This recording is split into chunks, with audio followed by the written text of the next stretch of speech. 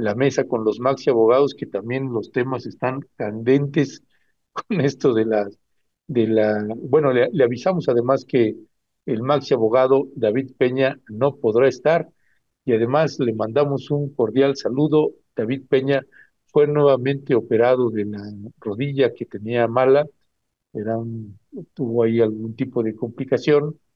Así que David Peña pues fue operado, está convaleciente y esperemos que aún postrado en su cama, la siguiente semana pueda ya estar con nosotras y nosotros, pero ya se encuentra con nosotros Pero además, como él dice, en esta su bonita mesa. en esta su bonita mesa. Sí, pero el que sí no va a faltar, como dice el ciudadano magistrado Federico Anaya, pues es Federico que dice no hay en política, no hay vacaciones o no me acuerdo bien qué es lo que puso ahí, ya nos dirá ahorita el buen Federico, pero bueno, es Bueno, eso que no dirían lo mismo los diputados. no, los diputados no dirían eso, pero ya se encuentra Algunos. Federico que pues es increíble la nota que salió y que se empezó a difundir donde pues se adelantaron, Violeta, pensiones de los años de 65 años Bajaron, ¿no? La edad, y ya ahorita nos estará comentando también de esta compensación, de que esta también, compensación de los jueces, el poder de la Judicatura Federal, pues el maxi abogado Federico Anaya nos va a traducir si eso pues es legal, no es legal, es inmoral, no es inmoral, y qué procede ahí, pueden dejarlo, puede quedar así, no, en fin, muchas dudas, pero ya está aquí el maxi abogado Federico Anaya. Federico, buenos días. Buenos días, Violeta, Ernesto y toda la audiencia. buenos días, Federico. Gracias por acompañarnos en un 16 de septiembre. Además, ya estamos escuchando aquí los aviones que están pasando aquí cerquita del Paseo de la Reforma. Entonces, gracias por estar hoy con nosotros. Sí, además, déjeme decirle que ahorita ya que, pues ya casi no podíamos cruzar Avenida Reforma, ya está acordonada Reforma y todo un tramo larguísimo ya no se puede pasar, ya está la gente con sus sillas sentada, es una escena muy linda de Las nuestro familias país. completas, Las ¿no? familias completas, los niños, las niñas, la mamá, el abuelito, la abuelita, todo mundo ahí con su silla sentado, ahora sí que en primera fila, en Reforma. Y resaltaba también los peluches ahorita del presidente López Obrador, digo, para quienes han estado comentando, pues que son completamente acarreados y que más bien no hubo apoyo, pues están viendo otra realidad u otro país, Ernesto. Así es, así es. Pues bueno, mi querido Federico, pues blinda la judicatura pensiones de jueces y magistrados. ¿Qué decía al respecto? Ah, bueno, primero, qué bueno que ustedes comentaron lo de mi ley y esta táctica de hablar complicado para evitar el debate. Este, porque en materia de cuáles son las prestaciones y los beneficios que tienen las personas juzgadoras, básicamente nos aplicaron esa táctica a los mexicanos durante años. Sí. Este, Hay una cosa interesante.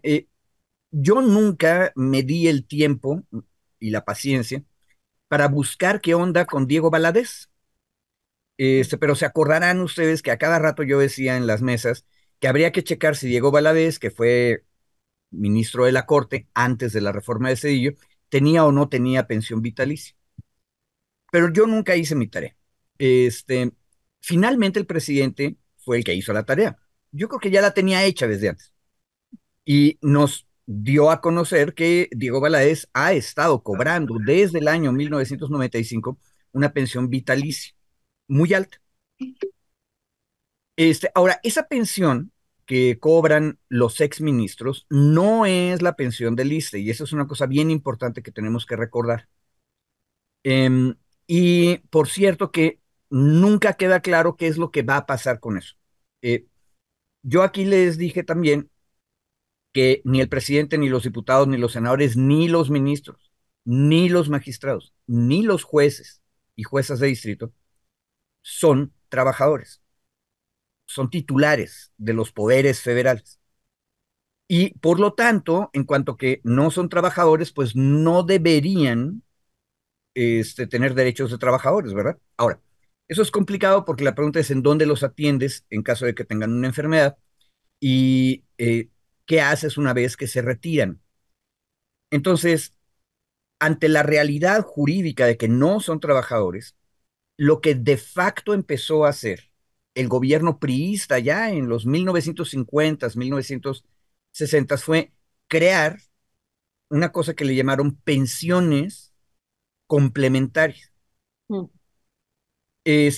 Ahora, ¿a qué complementaban? Complementaban al ISSSTE o al IMSS, porque no era tan común, pero también había gente que entraba, digamos, de diputado, senador, juez o presidente, no, por cierto, y que tuvieran IMSS, o sea, que hubieran estado trabajando en el sector privado.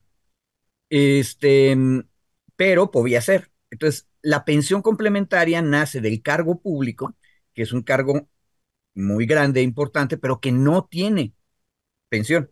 ¿Me explico? Y Sí, sí. aparte, dura muy poco. Este, tú puedes ser diputado 3 años, pero no tienes seguro que vas a seguir siendo diputado después.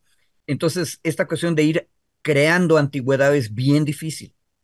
Y peor con la presidencia o las gobernaturas, piensen ustedes, o sea, eres una vez y no puedes volver a hacerlo.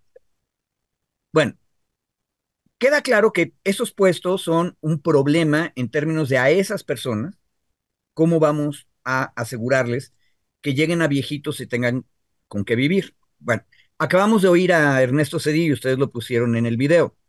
Bien se Ujú. nota que ese viejito no tiene problemas, pero también sabemos, es público, cómo logró evitar los problemas. Se convirtió en empleado de las compañías ferroviarias a las que él benefició como presidente cuando salió de la presidencia. Entonces ahí sigue y supongo que le ha ido bien con los salarios que le han dado esas compañías. Pero si eso no ocurre, ahí tenemos a Cedillo hablando, Sí. con mucha enjundia, si no todos los exfuncionarios tienen la suerte de Cedillo de volverse funcionarios de empresas o miembros de consejos de administración de grandes empresas transnacionales, pues la pregunta es ¿cómo hacemos? Bueno, entonces no es una mala idea tener un sistema de compensaciones extra, complementarias al ISSSTE. Bueno, Andrés Manuel toda su vida ha estado cotizando de alguna manera desde los años 70 al ISSSTE, pero tampoco mucho tiempo, si ustedes la piensan bien. Estuvo cotizando en los años 70 durante 6 años en Tabasco, en el INI, luego estuvo cotizando probablemente otros 5 años en la Procuraduría del Consumidor, pero una vez que deja eso, ya no vuelve a tener un cargo público hasta el año 2000 y entonces va a servir como jefe de gobierno, pero esos son solamente 6 años. Y si haces la cuenta rápido, Violeta, eso nos va a dar 3 periodos de 6 años más 6 por 4, 24, más o menos. O sea, Andrés Manuel estaría rascando con esos 24, 23, 24 años, el mínimo para, siendo pensionado del ISSSTE, poder cobrar una pensión, ¿verdad? Ujú, ujú, Pero tengo la impresión de que no le va a alcanzar, ¿sale? Habría que ver. ¿Por qué? Porque como se metió a la política, entra y sale. Bueno, ujú, ahora, esa realidad hizo que hiciéramos estas pensiones complementarias. Pero la pensión complementaria tiene una tendencia horripilante a abusar. Y el caso clásico lo tenemos con Serrapuche. ¿Sí? ujú. Serrapuche, ustedes me corrigen ahorita el nombre, que Sí, sí. estuvo muy poquito tiempo en el Banco de México. O sea, creo que 1 o 2 años, algo así, y de repente la Junta del Banco de México toma la decisión de que como el señor director general se está yendo, hay que darle la pensión y le dan la pensión completa siendo muy joven todavía, o sea, estaba alrededor de los 40, 45 años, si mal no me acuerdo, y de todas maneras le dio una pensión vitalicia equivalente a su salario como director general del Banco de México. Ridículo, o sea, eso es un abuso. Este, y resulta que Cedillo le hizo fácil las cosas a los jueces de la corte anterior, o sea, los ministros, dándoles, prometiéndoles que les iban a dar una pensión vitalicia para siempre jamás, casi por el monto total de lo que estaban ganando como ministros. Bueno, dicho eso, nos amanecimos a la misma hora que estábamos aprobando la reforma judicial con un acuerdo del Consejo de la Judicatura Federal que dice esto: blinda la judicatura pensiones de jueces y magistrados. Bueno, ustedes se acordarán que hace 2 años estamos discutiendo los fideicomisos del Poder Judicial. Bueno, uno o dos de esos fideicomisos han estado guardando, ahorrando dinero para que los jueces y magistrados que tienen derecho al ISSSTE, porque los dimos de alta en el ISSSTE, a los ministros no, porque son patrones, le dijeron a la compañera Lenia, cosas raras, pero la cosa es que jueces y magistrados están en el ISSSTE, pero el ISSSTE tiene reglas duras. Entonces, aparte de la pensión del ISSSTE, cuando logren ellos ya jubilarse, tienen derecho a una jubilación extra. O sea, ahí es donde empiezan a no hacer sentido las cosas. O sea, se jubilan 2 veces, una con el ISSSTE y otra con la complementaria. Bueno, Ujú, una amiga magistrada mía me explicaba que esto lo que hacía era crear un incentivo para que la gente de carrera en la que se había invertido mucha educación y mucha preparación se quedara un poco más, porque el problema era que si te jubilabas del ICE, pues entonces te ibas, ¿sale? Y entonces había que sustituirte con gente nueva y era complicado crear. Y entonces lo que hacían era poner una jubilación extra o una pensión complementaria que te exigía quedarte un poquito más de tiempo. Entonces, en lugar de que pudieras hacerlo para las mujeres a partir de los 55 años en el ISSSTE y 60 creo que en los hombres, entonces te daban chance de que tú, si seguías trabajando, por supuesto, pudieras obtener esta jubilación extra cuando cumplas 65 años. ujú. Bueno, está bien, lo que estás haciendo es incentivando que la gente que preparaste se quede 10 años más, ¿sale? Ahora, yo le decía a mi amiga, pero eso es un problemón, porque no es lo mismo tener 45 que tener 65 años. La verdad es que la gente empieza a tener muchos achaques, uno. Y dos, que nos lo decía García Repper, el abogado, si tú estás demasiado tiempo en un lugar, terminas haciéndote amigo de tus clientes, de los que siempre están yendo a tu tribunal.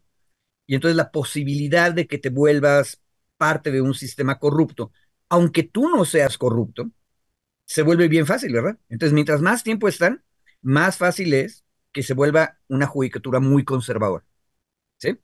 Entonces, el incentivo para que se quede la gente que sabe también sirve para que se vaya volviendo muy conservadora la judicatura. Bueno, ahora, ¿qué pasó? Ya acabamos con una parte de este sistema diciendo que ahora vamos a elegir, o sea, la gente no se queda ahí para siempre jamás. Por lo tanto, ¿qué es lo que hace el Consejo de la Judicatura? Le quita 10 años o reduce la edad, el requisito de la edad, para la pensión complementaria. De tal manera que todas las personas magistradas y juezas y jueces y magistrados que ahorita no están de acuerdo con el proceso de reforma, que todos tienen la oportunidad de entrar a la elección, ¿sí? Y entonces ahora les dicen, adelanta tu retiro, pero no es el retiro del ISSSTE, ojo, es este otro retiro. Sí. Y con ese otro retiro, les van a dar chance, es adelantado, entonces no puedes tener el total de tu jubilación. El máximo que podías tener como jubilación era el 80%. Ahora, el 80% de 135,000 pesos netos al mes, tú eres la economista y sabes más matemáticas que yo, Violeta, debe andar por los 100,000 pesos, ¿no? Sí, sí, sí, sí. Ok, entonces, ojo, aparte de la del ISSSTE, la pensión es de 100,000 pesos al mes. Wow. Ese es el Wow. wow. Exactamente. Sí. Y lo que yo nunca logré convencer a mi amiga, que por otro lado es muy brillante y su corazón es bueno, es que ella no se daba cuenta del tamaño del privilegio que es este. O sea, cualquier cosa aparte de las pensiones del IMSS y del Ujú, ISSSTE es un privilegio. Cualquier cosa fuera de eso es un privilegio, porque no lo tienen la totalidad de los mexicanos. Pero el problema es que son tan altos los salarios de jueces y juezas, magistrados y magistradas, que si les prometes el 80% o incluso el 50%, o sea, si lo haces antes, obviamente vas a tener menos porcentaje. Y con el acuerdo de la judicatura, de acuerdo con las notas que hemos visto ahorita en la pantalla, si se retiran muy rápido, pueden tener acceso al 50% de sus salarios. Es decir, te van a dar una pensión, aparte de la del ISSSTE, de 50,000 pesos al mes. Eh, es notoriamente injusto. Ahora, perdón por todo el rollo. ¿Por qué el presidente se tardó tanto en decirnos que Diego Valadez era un Vivales que llevaba cobrando 30 años una pensión que no merecía? Porque, como decía Ernesto, contrario a Petro, el presidente López Obrador ha sido mucho más leve. Y entonces no quería pelearse con todos al mismo tiempo. Ahora, Diego Valadez se puso muy mala onda en contra de cualquier tipo de reforma en el Poder Judicial. Ojo, después de haberse disque acercado para tratar de apoyar, entonces, ahora sí, aquí están los datos. Pero el problema aquí es que no estamos hablando de un Diego Valadez, estamos hablando de algo así como 700 jueces y juezas, tal vez 800 magistrados y magistradas. En otras palabras, es muchísima gente, pero siguen siendo bien poquitos.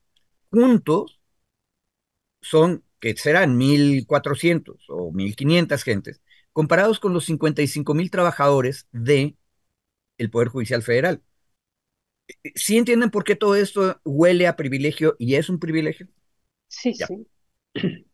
No, sí, como tú dices, es un privilegio para ellos y ellas. Y lo que hace rato decías también, Federico, de José Ángel Gurría, ¿no? Que quien se jubiló a los 43 años y pues se le paga una pensión vitalicia de más de 124,000 pesos. Sí, no era Serra Puche, era Gurría, ¿verdad? Sí, Sí, era Gurría, perdón. Gurría, Yo, sí, sí. Sí, perdón.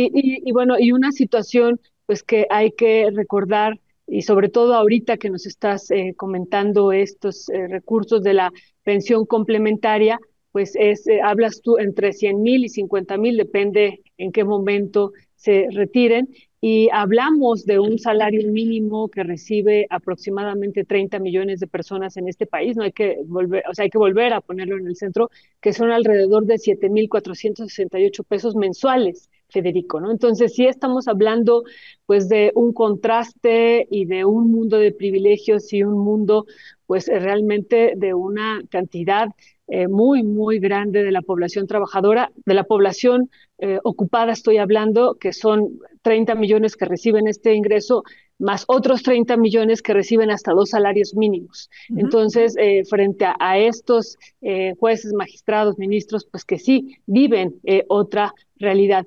Pero bueno, si podemos hablar algo, yo sé que tú eres abogado, pero que también has discutido mucho en torno a esto, a la situación de la ética, ¿no? Qué tan ético, y además esto se aprueba el 11 de septiembre, ¿no? O sea, también en qué momento se está dando esta aprobación y si esta aprobación ya es definitiva o todavía se podría hacer algo. Y bueno, muchas otras preguntas que tengo, pero ahorita dejaría estos, por ejemplo, ¿de dónde se va a sacar este recurso? Tú dices, no corresponde al ISSSTE, no es la pensión que se sacaría de este recurso, pero entonces, ¿de dónde se sacaría, Federico? Por lo que hemos entendido, se saca de los fideicomisos. Y una de las Pero ya no razones, hay fideicomisos, ¿no? no, no, todavía están ahí. O sea, la reforma dice que deben desaparecer, pero Exacto. están ahí. Entonces Por hay que eso, discutirlo. sí, pero si ya en términos legales los van a desaparecer, pues entonces Aunque se hace este el 11 y esto se promulga ayer, ¿no? sí, o sea, finalmente esto que plantea Violeta es de dónde se van a sacar, porque sí A ver, están, pero ya no van a estar. Si estuviéramos hablando de un pago único, órale, pero es una pensión.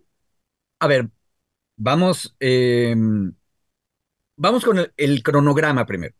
Ujú. Se aprobó finalmente el 11 De de septiembre. septiembre en el Senado. Luego nos fuimos a la carrera a todas las legislaturas y juntamos hasta 24, como nos reportaron ustedes. Y el día de ayer, día 15, ya se promulgó. Por lo Ujú, tanto, al día siguiente, hoy 16, ujú, entra en vigor la reforma constitucional. Pero, atención, los fideicomisos siguen existiendo en este instante. ujú. Lo que tiene que empezar a ocurrir es la disolución de los fideicomisos. Y la disolución de los fideicomisos es complicada porque mientras no terminen de disolverse, los fideicomisos pueden empezar a tener obligaciones. Y por eso es importante el acuerdo de la judicatura. La judicatura lo que le está diciendo, a ver, todos ustedes que estaban en contra de esta reforma, para decirlo en términos políticos claros, y no quieren entrar al proceso de la elección, les hacemos bien fácil que entren a sus pensiones complementarias y les reducimos el tiempo para que lo puedan hacer pronto. No les vamos a dar el 80% que les íbamos a dar, pero sí les vamos a dar un buen 50%. Sí, Este, pero háganlo ahora. Y entonces, si el día de hoy, lunes, ojo, es inhábil, pero podrían presentar el día de hoy su solicitud. Dicen, yo me quiero retirar, que va a ser el retiro previo, antes del tiempo que yo tenía, y por lo tanto pido que me calculen qué es lo que me corresponde, etcétera. En ese momento se activa el fideicomiso y un pedacito del fideicomiso queda comprometido para pagar para siempre jamás esa pensión. ¿Me explico? Y mientras no termine la disolución de los fideicomisos, tú puedes alegar legalmente que todavía están haciendo.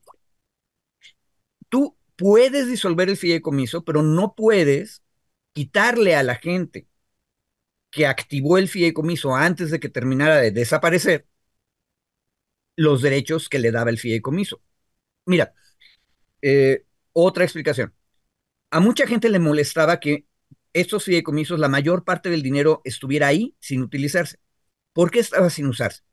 Porque la gente lo que estaba haciendo era esperarse para acercarse al máximo de edad y al máximo de años de servicio, para entonces poder utilizar la pensión complementaria lo más grande posible. O sea, si estoy ganando 130,000 netos al mes, pues yo prefiero tener 80%, es decir, 100,000 pesos mensual, aunque tenga que quedarme hasta los 65 años, pero mi última década o mis últimas 2 décadas de los 65 a los 85, pues van a ser muy lindas, ¿verdad? Entonces, lo que estaba ocurriendo es que mucha gente no había activado el fideicomiso. ¿Qué es lo que está diciéndoles el Consejo de la Judicatura? Actívenlo ya, rápido, de inmediato, para que cuando llegue el momento de la disolución, el fideicomiso va a tener obligaciones que ya no puede echarse para atrás. Y esto es donde aparece la pregunta ética. Eso no es ético, claro. no se vale. Y lo que peor, mira, se valdría si le dijeran, no, oigan, todos los que ya tienen 65 y los 30 y tantos años de servicio, pues actívenlo. Eso sí, porque ya habían cumplido con los requisitos antes del 11 de septiembre. Eso, ahí no hay falta ética, en mi opinión. Mm. Pues sean las reglas, ¿no? El, Sí, el problema es que les bajaron los requisitos para que puedan hacerlo más rápido. 10 Sí, sí, años, 10 años. 10 años. No, y de hecho, miren, aprovechando aquí, leyendo a la audiencia que amablemente nos escribe, dice Hilda Martínez, mientras haya gente corrupta, acomodaría, me imagino que es Acomodaticia. acomodaticia, pero ahí dice acomodaría, oportunista, inepta, no habrá norma o ley que surta el mejor resultado, siempre habrá uno que se pase, siempre habrá uno listo que la pase por alto, dice Daniel Sánchez, y lean bien, porque también toca a los administrativos de Ah, la claro, Suprema me Corte oí. de Justicia. No, es Ah, buen, bueno, es buen te- punto que dice ahorita Daniel Sánchez, ¿no? También Sí, toca a los administrativos de la Suprema Corte de Justicia y esto otro, ¿no? Por ejemplo, Abraham Sartre dice, yo trabajo desde los 17 años y podré jubilarme hasta los 60 con lo que he cotizado. Y estos tipos se van a los 55 con un ingreso complementario. sí. Esto es un abuso por donde se le vea. Dice Hilda Martínez, como quiera que se vea, es injusto, injusto, un robo en despoblado Guadalupe Bárcenas, que les paguen sus monedas a esos hijos a esos que sí, hijos de la élite. No, no, es sí. hijo de... Pero que se larguen y se exhiban para que no sean jamás candidatos a ocupar cargos en el Poder Judicial, cosa que estoy segura seguirán anhelando. Héctor H. Rodríguez, ¿quién le pone el alta a el alto a estos ministros? ¿Cómo frenar sus aprobaciones de último minuto? Dice, ¿se pueden congelar estas cuentas en su totalidad por órdenes de la Cámara Federal? En fin, son de los comentarios y esto Y, que decía, ¿no? y lo del recurso, querido Federico, o sea, si todavía se puede hacer algo o ya no, ya es algo inapelable. A ver, ya vimos que es antiético lo que hicieron, porque les Sí, facilitaron. Ahora, por ahí, una de las compañeras, Bárcena, creo, decía, ya que se vayan y que dejen de molestar. sí, Eh, en el texto que mandé para esta semana, yo decía, o recordaba, un dicho militar del siglo XIX europeo: al enemigo que se retira, puente de plata. O sea, facilítale que huya, ¿sale? ujú, Eso es lo que nos está diciendo la compañera. Ya, que no estorben, pero que se vayan. Eso fue lo que hizo Cedillo con los viejos ministros, un puente de plata. El único problema, aquí la gran diferencia, es que el puente de plata lo pone el que ganó la batalla, sí, no los Mm. que la perdieron. Este, Porque aquí ellos están aplicando un dicho popular un poquito más burdo que dice que pues si no es Chana, es Juana. Entonces ellos apostaron a que no iba a pasar la reforma y iban a seguir con sus privilegios, pero pues como sí pasó la reforma, pues de todas maneras sigo con mis privilegios. Eso es lo que molesta más. Ahora, ¿se puede echar para atrás? Sí. Esta, por cierto, es la demostración de que el Consejo de la Judicatura era completamente arbitrario. Nadie se quejó de él, ¿verdad? Hasta ahora. Este, Ahora que decimos, queremos que sea más transparente, que haya un tribunal de disciplina, bla, bla, bla. Entonces todo el mundo dice, ay, el tribunal de la Inquisición nos van a andar persiguiendo. No, esas facultades inquisitoriales ya las tenía el Consejo de la Judicatura. Que no castigaba a nadie era otra historia, o sea, es parte de la corruptela, pero las tenía. Y hacían cosas como esta todo el tiempo. A ver, yo entiendo que no está mal pensar en una pensión complementaria, pero hay cosas de principio que luego no entendieron. En toda la administración pública durante la era neoliberal hicieron estas pensiones complementarias y aparte tenían seguros de gastos médicos mayores. ujú, En ujú, otras palabras, lo que hacían era darles un servicio médico extra a los altos funcionarios, otro privilegio. Y eso sí, le costaba a la gente. Entonces, ahí hay un detalle. Es poco ético. ¿Podrían echarse para atrás? Sí, pero para eso necesitaríamos cambiar el Consejo de la Judicatura ya pronto. Y no podemos. ¿Por qué? Porque los miembros ahorita están nombrados, si voy de memoria, uno por el Poder Ejecutivo, dos por el Poder Legislativo y tres por el Poder Judicial. Y son no, presididos por la presidenta de la Suprema Corte. Entonces son cuatro contra tres, en el mejor de los casos, porque muchas ocasiones los dos del legislativo son parte de la negociación con la Corte. Entonces, en el único que podrías confiar tal vez es en el que nombre el Poder Ejecutivo ahora. Y ustedes, si van a la prensa, todos los que nos están escuchando, googleen ustedes Consejo de la Judicatura Federal, y luego pongan Batis y Celia Maya, que son los dos que entraron, uno por ella, Celia por el Poder Legislativo y Batis por el Poder Ejecutivo, y normalmente a ellos les están dando palo todo el tiempo en las votaciones dentro del Consejo de la Judicatura porque no quieren hacer lo que dice Norma Piña. Bueno, pero aquí lo grave, compañeras, compañeros, es que este acuerdo del que estamos hablando salió por unanimidad. Entonces, hasta la consejera Maya y el consejero Batis también votaron, a menos de que no hayan estado presentes, hubieran podido sesionar sin ellos, pero no sabemos. Ese detalle no nos lo dan las notas. mm, Pero, ¿podría echarse para atrás? Sí, si tuvieran vergüenza, pero ¿ustedes creen que Norma Piña, los tres que puso el Poder Judicial, que son cuatro en el Consejo de la Judicatura, se van a echar para atrás? No creo. Lo que sí puede pasar es que se haga muy rápido el proceso de transición. Otra vez problema. ¿Quién administra el proceso de transición? Mientras no elijamos el nuevo órgano de administración judicial, no va a haber manera. Hay que ver cómo están los transitorios, pero tal vez el nuevo órgano de administración judicial sí podría echar para atrás esta decisión. mm, Pero ¿qué va a ocurrir? Que nuestros jueces, juezas, magistrados, magistradas, se van a ir al amparo porque ya tenían derechos adquiridos en contra de la nueva decisión. A ver, esa es la parte que más coraje da. Escenario, sí. Sí, sí, Este, entre abogados te veas. no, pero es que además lo hacen a cielo abierto, güey. O sea, no, no es que ni siquiera lo están, pasando por la sombrita, ¿no? Exacto. Y ahí hay un detalle. Yo siempre he dicho algo así como que la ética en realidad es pragmatismo de largo plazo. O sea, que es un poco lo que decía Mark Twain. Nunca digas mentiras porque se te va a olvidar qué mentira le dijiste a cada quien. Entonces vale la pena ser honesto porque es más sencillo, ¿verdad? No porque seas bueno. Aquí el problema es que perdieron la vergüenza, entonces hacen cosas horripilantes en público de la gente porque son completamente impunes. El único problema es lo hacen así, entonces nos damos cuenta que son impunes y por eso es que tenemos un apoyo mayoritario por una reforma judicial, que se vayan, punto y aparte, que se vayan. Pues vaya, vaya que si se está apuntando por eso. Y sobre este decreto, Federico, que ya se firmó y que ya se promulgó, ya está publicado en el Diario Oficial de la Federación, siguen desde el Poder Judicial y desde el Partido Acción Nacional insistiendo en que sí hay todavía manera de detener eso. Si eso fuese cierto, ¿de qué manera o simple y llanamente no es cierto, es imposible?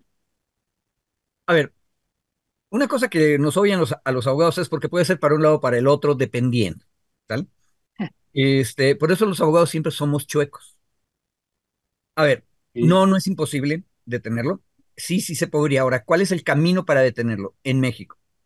Tú necesitas que la Corte, que el Pleno de la Corte, cambie sus criterios.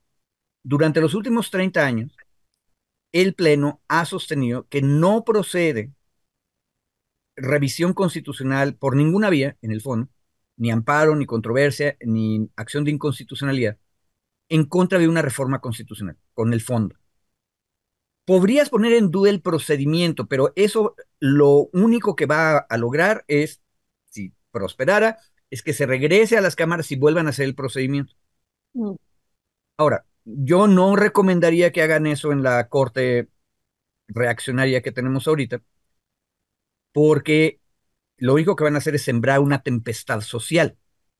O sea, por eso es imprudente hacer ese tipo de cosas, porque va a terminar igual. O sea, en algún momento vamos a hacer el ritual perfecto y entonces va a quedar la reforma. Pero el criterio de que no puedes discutir el fondo de una reforma constitucional podrían cambiar. Y de hecho, por ahí ha andado circulando en esta última semana la tesis de algo, no sé, me acuerdo si de maestría, doctorado o licenciatura de Saldívar, donde Saldívar proponía que sí puedes atacar el fondo de una reforma constitucional. Ojo, y ese argumento es el que están usando ahorita los reaccionarios. Mm. Ya vayamos diciéndoles cómo son reaccionarios, porque reaccionan ante el cambio que pide la gente. Los reaccionarios dicen, el problema es que tú no puedes cambiar el sistema de gobierno y no puedes alterar destruyendo uno de los poderes constituidos de golpe. Para eso necesitas un constituyente. No te basta el procedimiento que está en la Constitución. Eso no lo dice ninguna parte de la Constitución. Es una cosa bien importante recordar. Pero es un argumento fuerte y es un argumento histórico. Entonces, necesitamos constituyentes como el de 1824, 1857, 1917. Atención, el de 1917 era un constituyente, sí, pero en realidad lo que estaba trabajando era un proyecto de reformas a la Constitución de 1857. ¿Ya ven cómo los abogados somos enredosos? Bueno, pero entonces la Corte podría decir, no, aquí necesitamos un constituyente, y como no fue un constituyente, entonces va para atrás. Ahora, el problema es, ¿qué cosas son las que tienen que entrar a fuerzas en un constituyente? Ahorita están diciendo la división de poderes, entonces cualquier cosa que altere a uno de los tres poderes clásicos tiene que ir a un constituyente. Ah, entonces también valía hacia atrás, uno diría, entonces Cedillo debió haber hecho lo mismo y no lo hizo. La izquierda lleva años diciendo que tú no puedes cambiar así de fácil el artículo 27 cuando los neoliberales trataron de meter el libre mercado en las tierras agrarias. Sí. Fracasaron, pero esa es otra historia. Este, Entonces también para eso necesitamos un constituyente. ¿Se fijan que el argumento es muy enredoso? Por, por esto que estoy explicando, por lo enredoso, es que la Corte se fue por lo razonable que es, yo no puedo discutir el fondo de una reforma constitucional, porque si no le iban a hacer el caldo gordo a la izquierda, que quería detener la reforma al 27, las reformas en contra de los obreros, las reformas en contra de la rectoría del Estado. Bueno, ahora que con el mismo mecanismo les empiezan a dar palo a la derecha, entonces la derecha dice, no, sí necesitamos un constituyente. No es ético, es imprudente, es muy obvio por lo grotesco, pero la Corte podría cambiar su argumento. Y tiene un pretexto lindo aparte. Este, aparte se lo regalamos la izquierda buena ondita. En 2011 dijimos, en una reforma que también hubiera necesitado un constituyente, pero no la necesitó, que aparte de las garantías que están en la Constitución, vamos a poner las grandes eh, garantías de derechos humanos que están en los tratados internacionales. Entonces, valen lo mismo y hay que interpretar siempre a favor de las personas cualquier derecho humano. Es la reforma de 2011 en derechos humanos. Si eso es cierto, entonces significa que el bloque de derechos constitucionales es mucho más grande, incluye los tratados internacionales. Y si pierden en ese argumento aquí en la Suprema Corte, todavía pueden irse a la Comisión Interamericana y a la Corte Interamericana. Sí se fijan cuál es el argumento. Y ahí mi recomendación sería que no caminen por ese sendero, porque lo que va a ocurrir es que la izquierda con justicia les va a decir que están invocando a una potencia extranjera. Este, Mm. ahora, capaz de que se les sale mal. No estoy muy seguro de eso, hay que preguntarle a David, pero en materia de poderes judiciales, la Corte Interamericana le ha dado palo a esos argumentos. O sea, ha permitido que se queden las reformas constitucionales que se hacen. En el caso de Ecuador, jodiendo a la izquierda, por cierto. Entonces, habría que ver qué pasa, pero Ernesto lo sabe muy bien. ¿Cuánto dura un procedimiento en el sistema interamericano de derechos humanos? ¿Te gusta 15 años? Entonces, dentro de 15 Hasta, años nos vemos. hasta 20. Exacto. Entonces, dentro de Por 20 eso, años nos vemos. sí, Este, decían los compas en las comunidades, sí, sí, ahí luego lo van a resolver en unos 20 30 años, se reían, ¿no? Pues sí, hay un escepticismo ahí tremendo, ¿no? pero Sí, en otras palabras, sí se puede, Ernesto, pero tienes que cumplir todas las condiciones que te acabo de decir. Y mi recomendación política de prudencia es no caminen en ese sendero. Este, porque lo que van a incubar en el resto de la población es un elemento que es peligrosamente nacionalista y muy vertical. Lo que dice literalmente la Constitución es lo único que vale. Ojo, ya bastante malo es. El 3 de junio nos reunimos aquí y yo les decía, tengamos cuidado porque en esta ocasión la izquierda tiene la mayoría constitucional para cambiarlo todo, pero dentro de algunos años la derecha lo va a tener. sí, claro. En democracia eso pasa siempre. Entonces hay que ser muy prudentes con la manera en que usamos las cosas. La reforma judicial, yo estoy de acuerdo.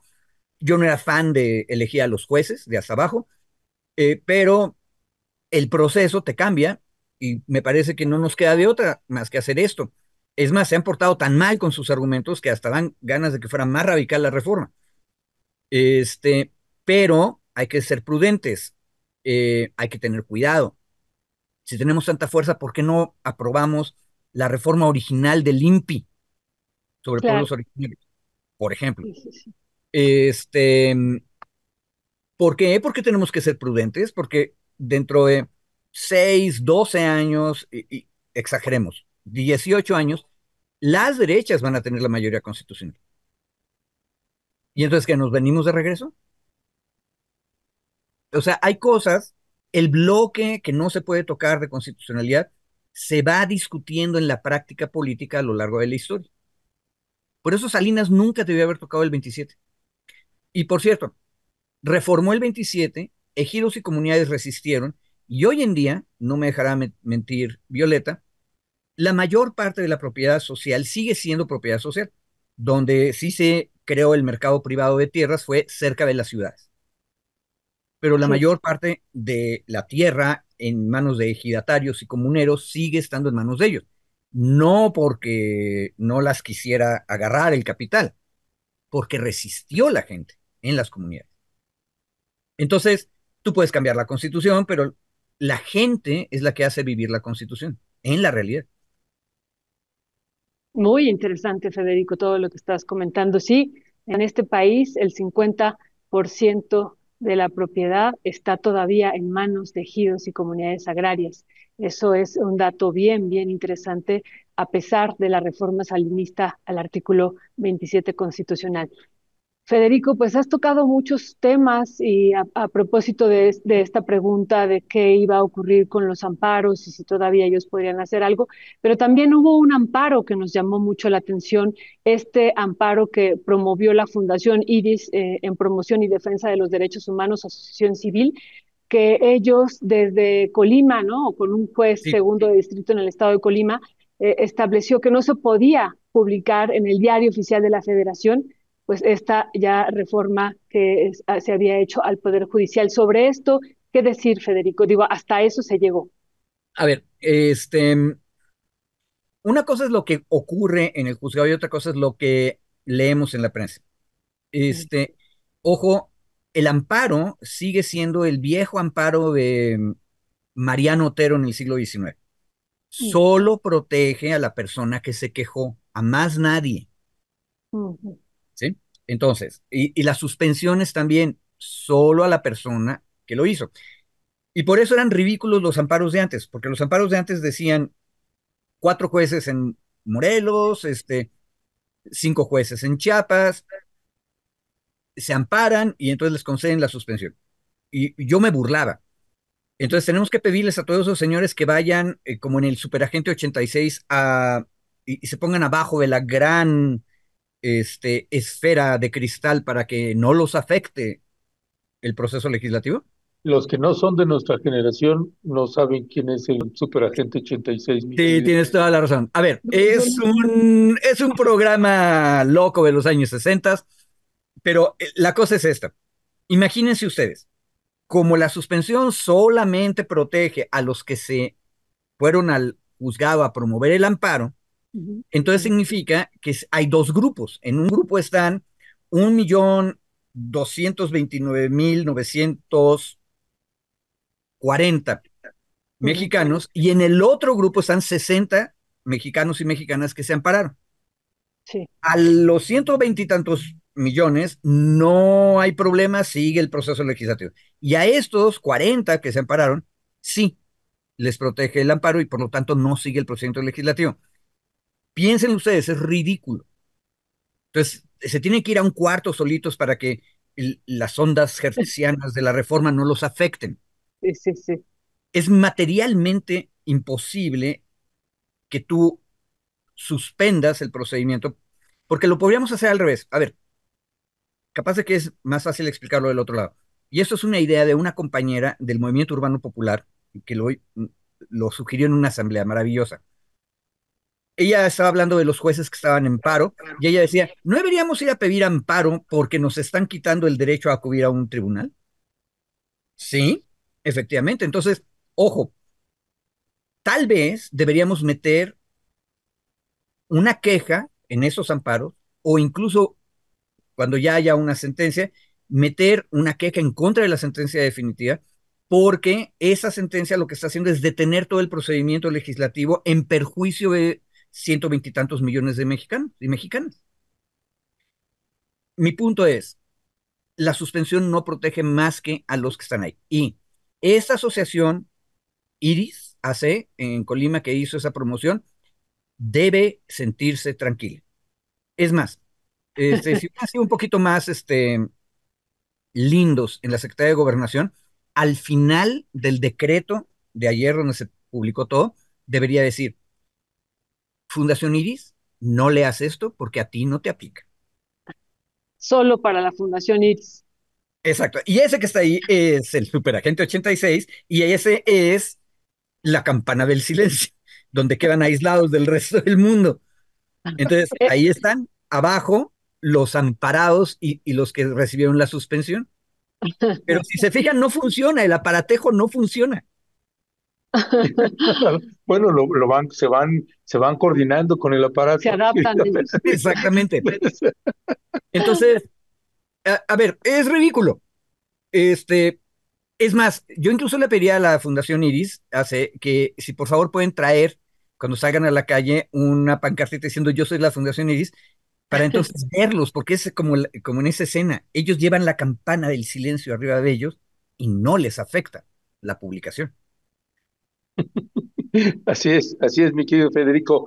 Pues Federico, bueno, tenemos varias preguntas, pero para ir cerrando también, Federico, ¿con qué cerrarías de este momento que estamos viviendo? Pues vaya, mes de septiembre que estamos teniendo en el país, en muchos puntos, muchos momentos, pues históricos, inéditos que estamos viendo, y ahí viene Claudia Sheinbaum. A ver, ahorita el gran reto en lo que más nos tiene prendidos, que es la reforma judicial, es implementar la vía de veras. Y ahí una cosa que es bien importante es estar atentos de cómo presidencia, que ya va a ser Claudia, el poder legislativo, que son estas cámaras, y en ese sentido me da ánimo que tengamos de presidente de la mesa directiva a Fernández Noroña, que no es deslenguado, que es muy valiente, dice las cosas claritas como son. Entonces, eso va a ayudar mucho. Pero atención con la Corte, porque la Corte acabamos de ver cómo pueden hacer trampas a través del Consejo de la Judicatura. Bueno, esos tres tienen que formar comités técnicos de evaluación. Tienen que nombrar gente que va a elegir entre todas las personas que pudieran llegar a ser jueces, quiénes son los mejores perfiles. Ahora, ¿podrían hacerlo de inmediato? Sí. Podrían esperarse a que haya una ley secundaria que nos diga los detalles. Bueno, a eso tenemos que estar pendientes primero. Pero sea que hagamos la ley o sea que convoquemos ya a los comités, acordémonos. Las personas que estén en los comités no deben ser partidistas, de preferencia deben ser académicos y todo lo que hagan tiene que ser en público. Y esta primera elección de jueces, juezas magistradas y magistrados es una maravilla porque va a ser la elección en la que vamos a tener oportunidad con toda seguridad de discutir las sentencias que ya han sacado. Ojalá, ojalá, incluida a mi amiga magistrada de las que a cada rato la cito, tengan la valentía, la mayoría de las magistradas y los magistrados, de ir a la elección. Yo sé que mi amiga ganaría la elección, pero para eso va a tener que salir del escritorio, va a tener que mostrarse y estoy seguro que va a convencer a mucha gente. Pero necesitamos estar pendientes, la gente tiene que ver el proceso para elegir bien. Y va a ser una elección difícil porque vamos a tener que oír usted estaba en dónde, qué tipo de casos tuvo, qué argumentos tuvo enfrente y cuál fue su criterio. Y todo Hay, eso, el INE tiene que ayudarnos a entenderlo. Bueno, hay hay gente, que estar Federico, pendiente. que nos ha dicho aquí en el chat, pues que si te vas a anotar y que si David se van a anotar.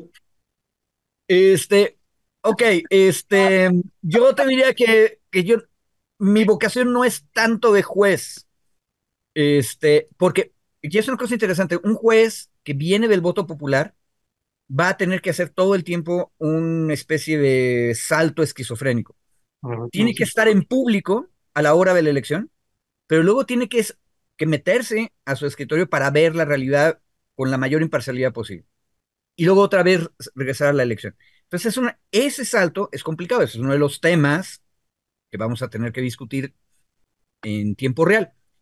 Pero te confieso que la parte de meterse en el escritorio, esa no me entusiasma mucho. Pero vamos a ver qué termina pasando. Este, o sea, no la te única- anotarías. Dijo, una cosa, vamos a ver qué termina pasando. Eso sí, significa a que ver, probablemente, quién sabe. sí, quién sabe, pero sí les digo una cosa, la única vez que me tocó ser juez en una cosa, que es en una universidad autónoma, tomando decisiones acerca de las faltas de los académicos, Fue muy interesante, aprendí muchísimo, pero fue tremendamente desgastante porque tienes que ser imparcial.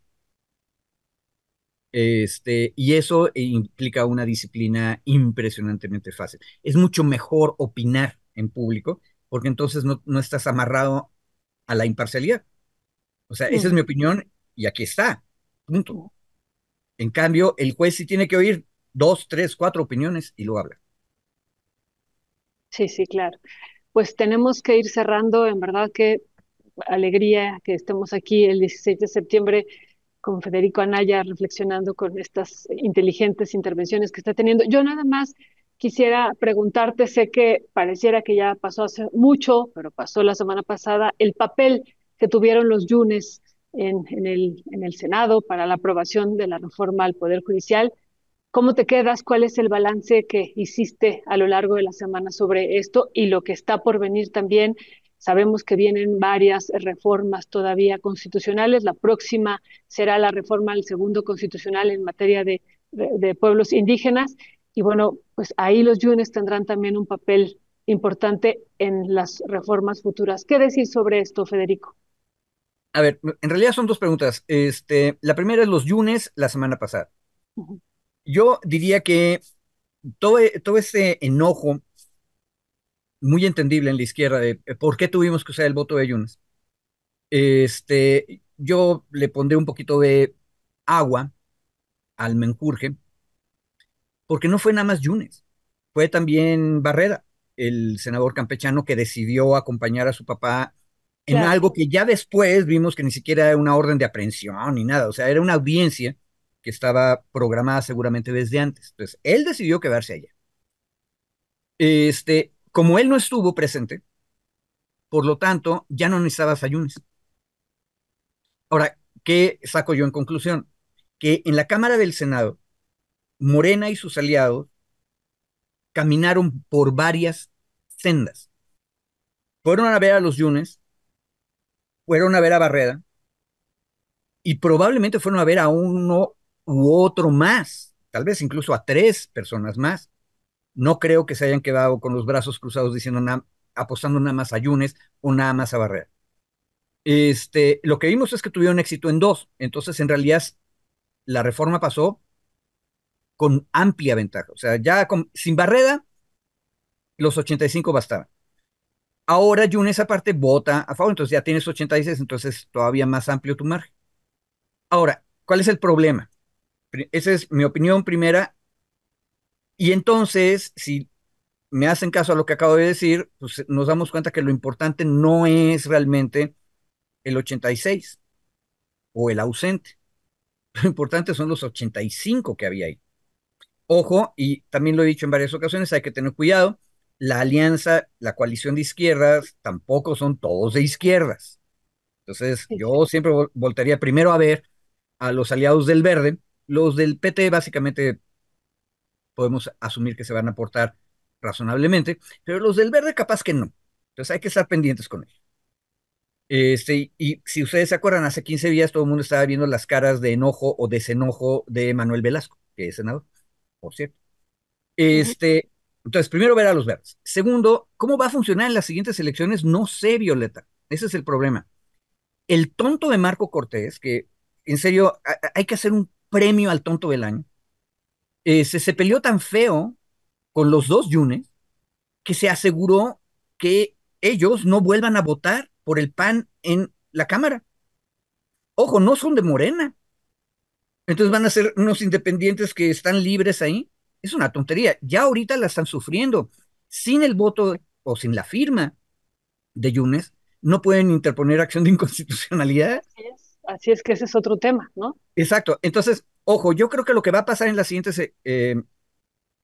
reformas constitucionales es que vas a ver a Morena buscando a los otros también para tratar de conseguir una ausencia aquí, un voto extra allá y todo al mismo tiempo. Pero si la oposición se despabila, van a tener que hacer lo mismo. Y entonces, ojo, hay una posibilidad. Yo te diría que incluso una probabilidad de 50% de que a veces pasen y a veces no pasen las reformas constitucionales. Ujú. porque la derecha va a negociar. Entonces, me puedo imaginar que se les van a aparecer los fantasmas de las navidades pasadas, presentes y futuras a los de la derecha y les van a decir, la que no puede pasar es la de minería, ¿verdad? Y entonces Así, ahí van a ser más sólidos e incluso van a ir con Velasco y le van a decir a Velasco que, oye, tu abuelita está muy mal, ¿por qué no vas a acompañarle en Tuxtla? Lo que vimos de un lado puede pasar del otro. pues sí. Pues Federico Anaya, te mandamos un fuerte abrazo, Federico, y ahí seguimos al habla, pues todavía a este mes, todavía le quedan 14 días y todavía van a suceder varias cosas aquí, así que ahí seguimos al habla, Federico. Correcto. Oye, una pregunta. Hoy es 16 y 7 son 24. Todavía hay tiempo, pero nada más una recomendación turística.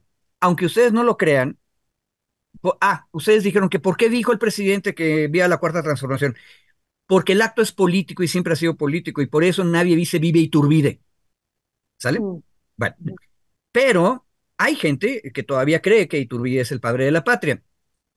Turísticamente es muy interesante. Vayan ustedes a la Catedral Metropolitana de la Ciudad de México. Los días 27 de septiembre de todos los años hay una misa solemne en el altar de los Reyes, que está entrando hacia la izquierda, raro, en la Catedral Metropolitana, y ahí se reúnen los iturbidistas con los huesecitos del ex emperador, y hacen una misa. Y mm. ellos todavía creen que es el padre de la patria. Entonces, también es un lugar turístico, 27 de septiembre, todos los años. Pues gracias por la recomendación, Federico. Entonces, este 27 de septiembre.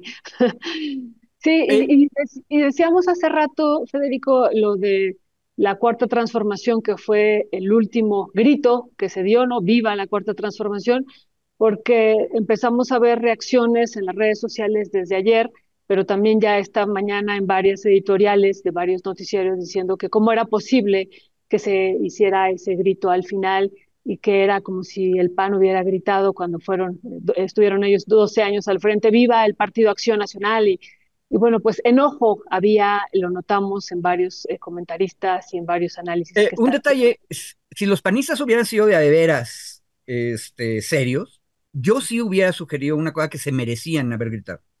Ujú. No viva el Partido de Acción Nacional, sino viva la brega de eternidad. Esa es una frase maravillosa de Gómez Morín, su fundador. O sea, el PAN cuando era democrático dijo voy a trabajar una brega de eternidad por la democracia. Y aguantaron todo, las humillaciones, los ninguneos del viejo PRI y siguieron adelante. Esa frase sí valía para un grito, pero como Fox y Calderón en el fondo son mediatintas y son hipócritas, pues no se atrevieron. Andrés Manuel no es hipócrita y no es mediatinta, entonces él sí se atreve. Y aparte, también es prudente, nunca dijo muere Iturbide, ¿verdad? Pues aquí lo que dicen no es que muera, sino que dice José Manuel Juárez Pérez, Federico Ministro, Federico Ministro, Federico Ministro, en fin, de todo hay de la Virgencita Morena y Rebelde, mi querido Federico. Te mandamos un fuerte abrazo y seguimos al habla, Federico. Se cuidan compañeros, compañeras, la audiencia, muchas gracias por el apoyo, hasta luego. Gracias, Federico. Abrazo. Hasta la victoria siempre, compañero.